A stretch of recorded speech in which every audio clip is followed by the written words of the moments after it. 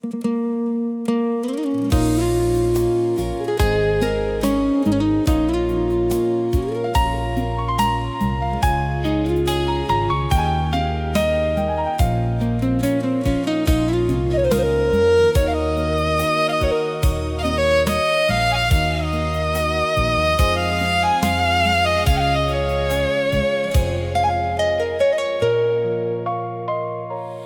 រ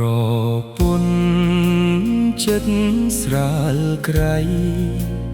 តែងលោកលៃមិនសួរកាប្តីខំសម្រាលជាពេលឆ្លោះគ្នាលួងលោមប្រាណឯផ្ទៃចិត្តធ្ងន់ណាស់តួខឹងចិត្តមិនយំខានរក្សាចិត្តស្ងប់សាន្តមិនរុញរៀនតបសំដីបើក្តៅជួបនឹងក្តៅនាំមកសៅឥត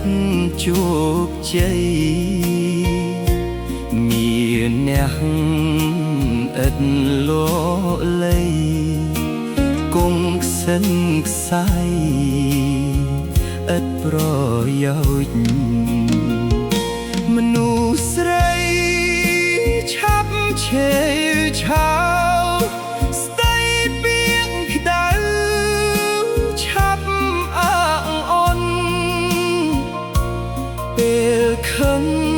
គួរលាក់ប្រពន្ធត្រូវចេះធន់លាក់ក្នុងចិត្តកូនអើយស្ងួនជាប្តីត្រូវលោកលៃចិត្ត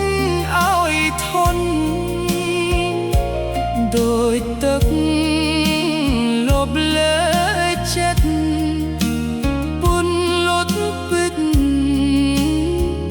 ឲ្យត្រជាក់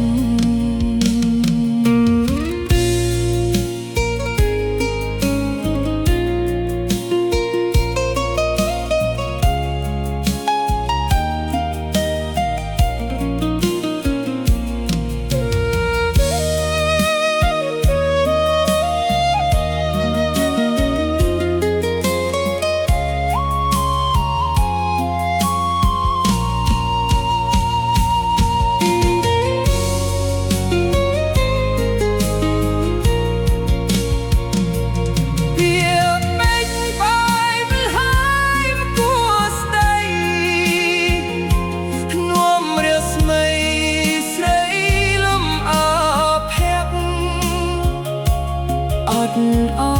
នអើយគ្នាជាក់